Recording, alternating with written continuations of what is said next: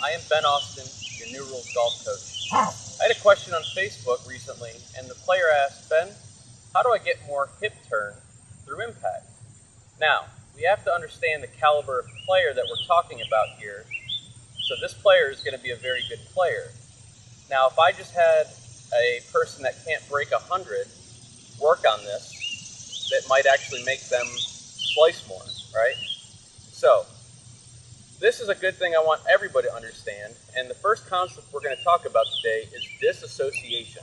Now, this sounds like a horror film, but it's actually a very good thing in golf. So disassociation means the amount that you can separate your upper body from your lower body. So a good way to work on this and to understand this is to do a simple exercise where you take a club, lay it across your shoulders, and take your golf posture. Now what you're going to do is leave this club here without moving it and see how much can you open your hips or turn them to the left and how much you can turn them to the right.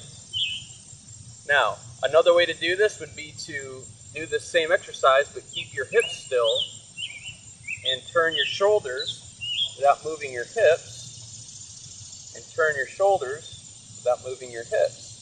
So what I'm doing there is I'm disassociating my upper body from my lower body.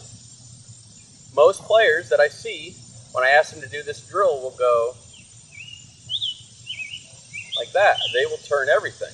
Now we need to disassociate our lower body from our upper body. Now once we can do this, and the more that you can keep your shoulders here and turn your hips, this is going to help with getting more hip turn through impact. Now, a great drill you can work on is a very simple drill. And this drill basically has 3 parts. The first part that you're going to do is you're going to take your setup position, and the first step is you're basically going to preset where you want to be at impact. So what you're going to do is just take your hands, push them forward, and then turn your hips as much as you can.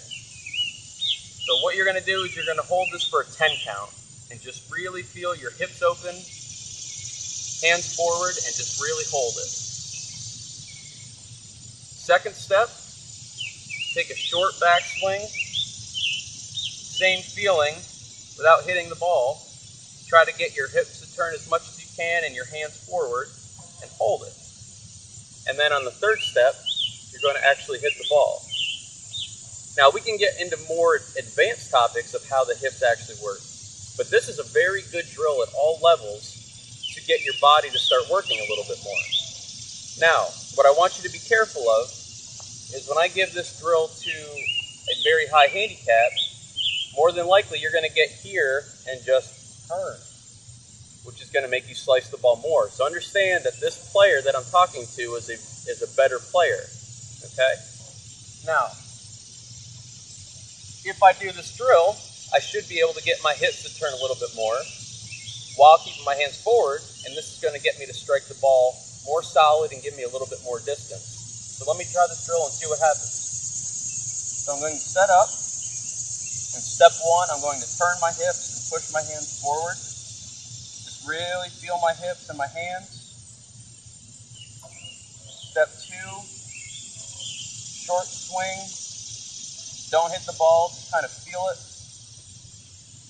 And then on step 3, I'm going to hit the ball and try to feel my hips really open.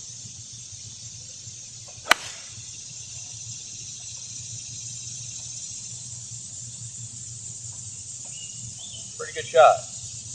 Now if you do this drill, you'll get your body to activate a little bit more. You'll be able to turn your hips a little bit more. And understand that this is a better player that we're talking to, not somebody in the 110, 120 range.